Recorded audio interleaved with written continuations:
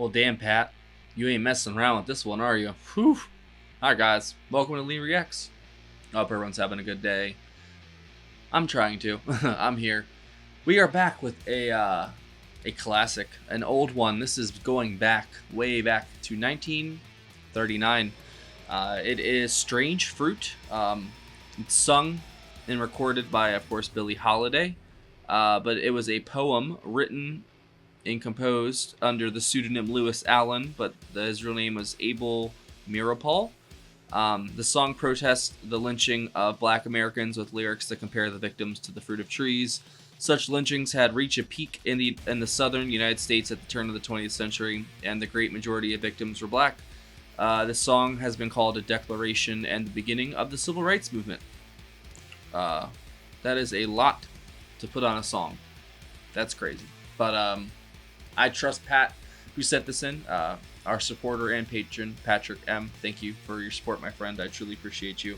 And I'm glad that you send in these jazzy, oldie, blues stuff, man, because I love the variety on this channel. It really does just bring warmth to my soul to just hear just a varied approach to things. Because if we just focus on one thing, it's easy to get like the blinders on and you forget that there's all this other wonderful stuff out there, so I don't know. I'm just an artist at heart, and I just always appreciate good art and great music. So let's go. If y'all aren't subscribed, please help a brother out. Click that icon right below my face. I'd really appreciate it. You can also leave a comment and like the video. It definitely helps the algorithm, and it'll push the video out there for more people to see, and it helps me out. So go ahead. I won't be mad. All right. Billie Holiday, Strange Fruit. 3, 2, 1, go.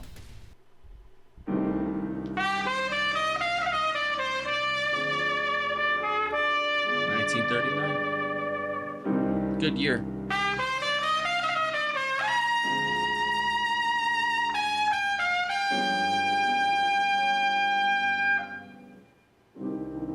Southern trees bear strange fruit, blood on the leaves and blood at the root, black bodies swinging in the southern breeze. Jesus. Strange fruit hanging from the poplar trees. Wow. This really is a declaration. Holy shit.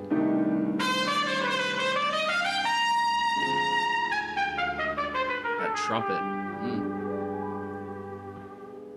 Pastoral scene of the gallant South, the bulging eyes and the twisted mouth, scent of magnolia, sweet and fresh.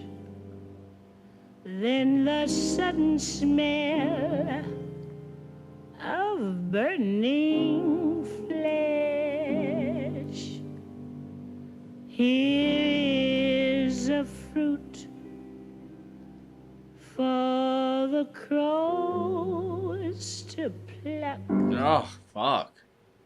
for the rain to gather, for the wind to suck, for the sun to rot, for the tree to drop.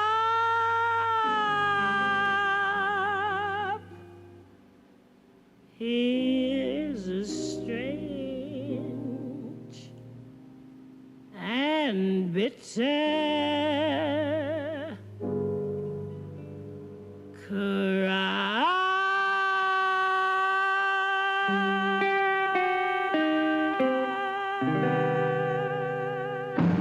Little guitar riff at the end. Holy fuck. those lyrics, man. God damn. They went right for the throat there, man. That they did not hold any cards back, and they shouldn't.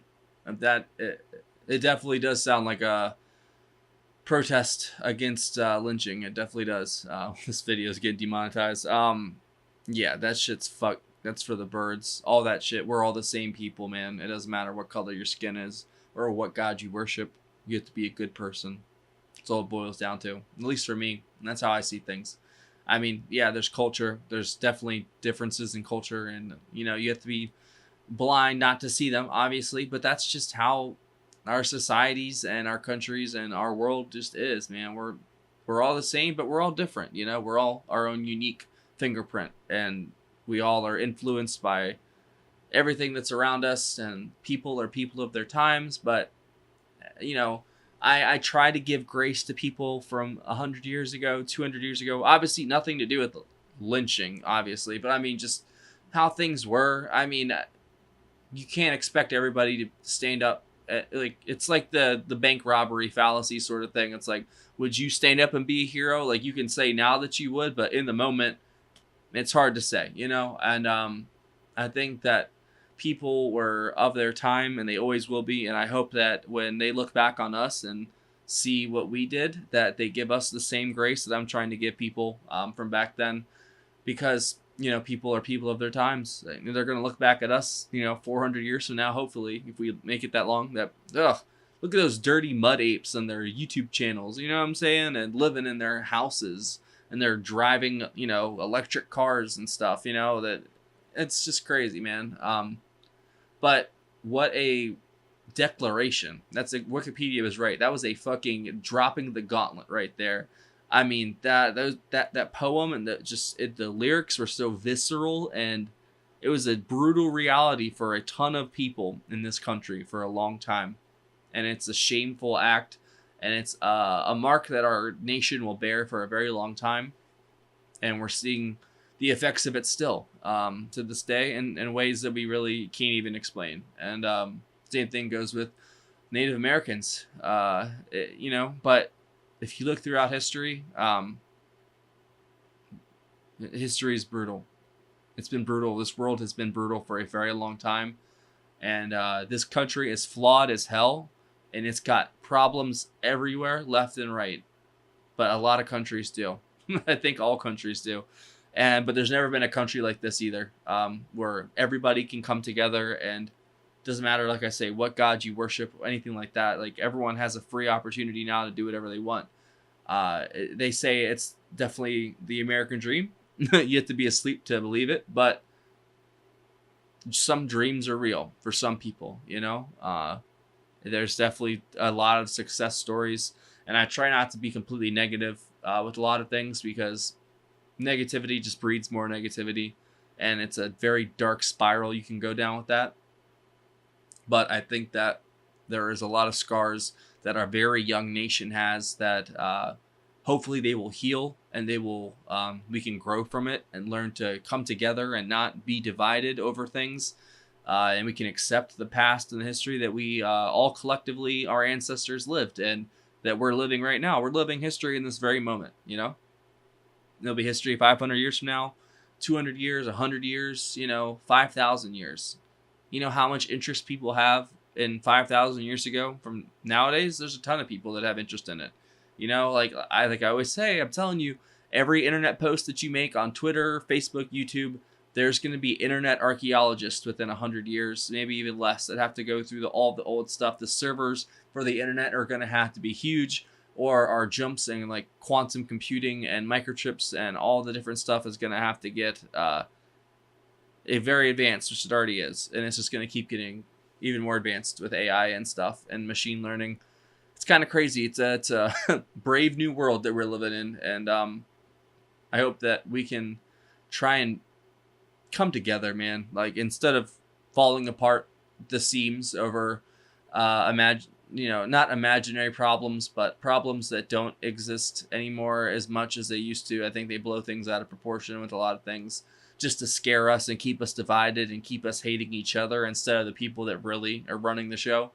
And they know that if we actually are united, like all the races, cultures, if we're all united against those who actually oppress all of us and not just one group, they would be scared because we are the majority. We are the 99%, as they say.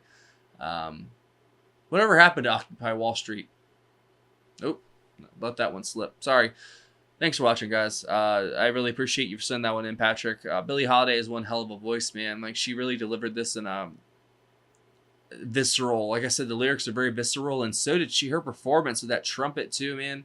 The trumpet just screeching, and then her voice just matter of factly putting the terrible shit that happened. It's bone chilling in a way, and I'm glad that I listened to it. It's definitely a piece of history, and it's been where did it say? It was on Commodore Records. Holiday's version was inducted into the Grammy Hall of Fame in 1978. It was also included in the Songs of the Century list of the Recording Industry Association of America and the National Endowment for the Arts. In 2002, Strange Fruit was selected for preservation by the National Recording Registry by the Library of Congress because it's definitely culturally important and historically important. The poem, of course, was written, like I said, by Abel Meeropol under the pseudonym Lewis Allen. And man, what a fucking song. That was great. In a way that's terrible. You know what I mean? Like, she made something so ugly, so beautiful at points that it's kind of crazy. But I guess that's the talent of a true musician and artist and vocalist right there. That was beautiful. It doesn't have the personnel for who did the trumpet or anything like that. I don't know who it was, so if you guys let me know, I'd really appreciate it. But other than that, I think I'm going to get out of here on that note because this has been a long enough video as it is. And yeah, thanks for watching, guys. And thank you again, Patrick, for sending that in because that was very moving in a way and important. So thank you. Y'all know we have a Patreon right here. That is a picture of it. There is a link in the description. If you join the $15 tier or up, you get one for your quest a month. If you join any of the tiers, you get access to all of our block videos and Patreon exclusives. There is a shit ton of full album reactions and stuff you haven't seen. If you're a fan of the channel, you are missing out. And for the price of a cup of coffee, you can get access to all of that. And our Discord server, you can help us vote for the Spotlight Artist of the Month. There's a whole list of people they're voting on. I think Rick Wakeman is behind by 1 right now in the race. So if you join Patreon, you get access to our Discord server. You can vote, and then that'll be our next month's Spotlight Artist of the Month, which I'm excited for. So thank you for watching, guys. There's also a PayPal link as well in the description for tips, requests, and anything else. I'll see y'all later. Have a good one.